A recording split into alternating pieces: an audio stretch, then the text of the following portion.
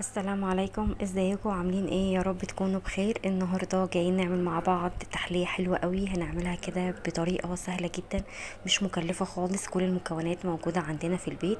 اول حاجة كده هنقول بسم الله، ومعانا كوباية من اللبن وكوباية من السكر وكوباية من الزيت. احنا النهارده هنعمل كيكة بالشوكولاتة بصوص الشوكولاتة منها فيها كده، مع كمان نص كوباية من الكاكاو او 4 معالق من الكاكاو. بس اهم حاجة يكون الكاكاو خام عشان يديكي النتيجة اللي انت هتشوفيها في نهاية الفيديو. بنضرب ده كلاته كده في الخلاط اهو زي ما انت شايفه كده لحد ما القوام يبدا يتقل معانا.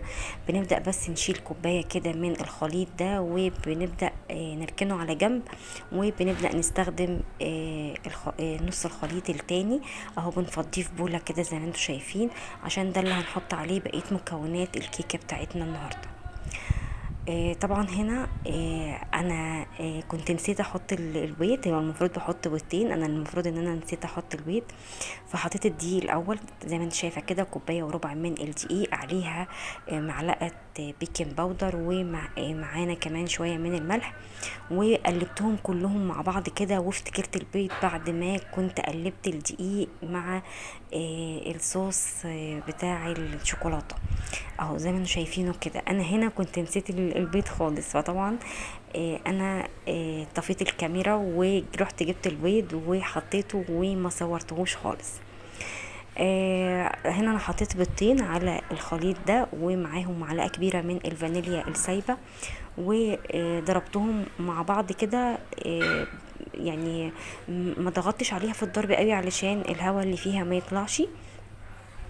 وجبت صينية مقاس 28 اهو زي ما انتم شايفين. وهبدأ ادهنها كده بشوية من السمنة، وهبدأ انزل عليها بالخليط. انا هنا بس عايزة اقولك حاجة، ان مش شرط ان انتي نسيتي البيض ان كده الخلطة بتاعتك باظت او الوصفة بتاعت الكيكة باظت. بالعكس، انا عايزه اقولك ان والله كانت طالعه هشه جدا، وانت هتشوفي ده في الاخر خالص. كانت حلوه جدا جدا. فما تخافيش لو انت نسيتي حاجه من المكونات بتاعه الكيكه وحطيها في الاخر، ملهاش يعني مش هتاثر على اي حاجه خالص. خلاص كده احنا فضينا كل الخليط كده بتاع الكيكه في الصينيه. وطبعا بتكوني مولعه الفرن قبليها كده ب3 4 دقايق على درجة حرارة 180 اهو زي ما انت شايفة. انا ابدأ بس اوزع كده الكيكة في الصينية. لو انت حابة تخليها اعلى من كده، ممكن تخليها في صينية 26، بس انا هنا ما كانش عندي الصينية 26 فعملتها في 28. دخلتها الفرن وطلعت من الفرن زي ما انت شايفاها كده. هنبدأ بقى نعمل كده، هنسيبها تبرد خالص، وهنبدأ بقى نعمل الكريمة بتاعتنا. معانا كده 4 أو 5 معالق كبار من الكريمة الخام. بننزل عليها بكوباية الا ربع من المية المتلجة، وهنبدأ كده نضربها بالمضرب لحد ما تدينا القوام اللي انتي هتشوفيه دلوقتي. عايزة اقولك ان التحلية دي من اسهل وابسط التحلية بجد اللي هتعمليها في فترة الصيف دي، مش مكلفة خالص خالص. اهو زي ما انا شايفه كده هنضربها كويس جدا جدا لحد ما القوام بتاع الكريمه معانا يتقل. واهو لو لقيتي الكريمه بتتقل معاكي قوي، فبتخفيها بشويه كده صغيرين من الميه مظبوطه معاكي، يبقى خلاص متخش عليها ميه تاني. طبعا هنا كانت الكيكه معايا كانت بردت. ببدا بقى اعمل لها كده تفتحات كده، وبجيب كده بمعدل نص كوبايه من اللبن، وببدا اوزعها عليها كلها كده، علشان انا عايزه الكيكه بتاعتي تبقى طريه كده، يعني بتبقى طعمها كمان نفس الطعم بتاع بره.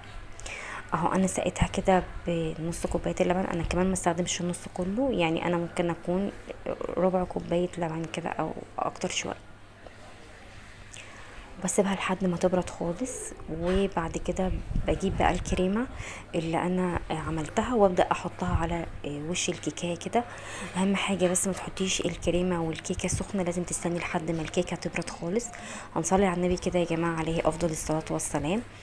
وطبعا ده فضلا من حضراتكم وليس امرا، الاشتراك في القناه وتفعيل الجرس عشان يوصلكوا كل جديد احنا بنقدمه. ويا رب كده فيديوهاتي اللي انا بقدمها لكم تكون بتعجبكم، وتكونوا كمان بتستفادوا منها.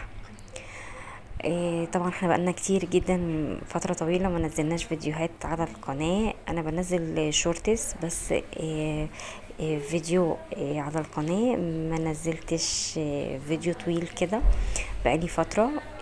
فأتمنى ان الفيديو بتاع النهاردة كده يكون خفيف ويكون كمان عجبكم. وكمان عايزة كل اللي يشوف الفيديو يجرب الطريقة بتاعة الكيكة الشوكولاتة دي، سهلة جدا جدا ومش بتاخد معاكي وقت خالص. وعايزة اقولك نتيجتها مضمونة جدا جدا. لو انت اول مرة تعملي كيكة بجد اعملي الطريقة دي، هتعجبك جدا جدا. خلاص كده احنا كنا وزعنا الكريمة كلها وهنحطها في التلاجة برضو تشد شوية كده مع الكيكة، وبعدين بنرجع تاني نطلعها. الكوباية بقى اللي احنا اخدناها بتاعت صوص الشوكولاتة اللي احنا ضربناها في الاول خالص، دي بنخفها كده بمعلقتين 3 من اللبن، وبعد كده بنبدأ نحطها على وش الكريمة كده زي ما انت شايفة، وبرضو بنرجع نحطها في التلاجة تاني. هنا بقى الحاجة الحلوة قوي ان الكيكة مش بتبقى كيكة عادية، بتبقى ساقعة كده في الحر اللي احنا فيه ده. الكريمة بتبقى ساقعة والكيكة ذات نفسها كمان بتبقى ساقعة، والصوص كمان بتحسي انت بتاكلي كده حاجة بترطب بجد على قلبك وحلوة قوي وبجد تحفة. انا عايزة اقول لكم ان الصينية دي خلصت في نفس اللحظة، يعني من جمالها احنا ما كناش قادرين بجد نستنى عليها. كانت حلوة جدا وطعمها حلو قوي وطرية كده، والسكر بتاعها مظبوط وكل حاجة فيها مظبوطة. يا رب كده فيديو النهاردة يكون عجبكم، وطريقة الكيكة بالشوكولاتة بتاعت النهاردة كمان تكون عجبتكم.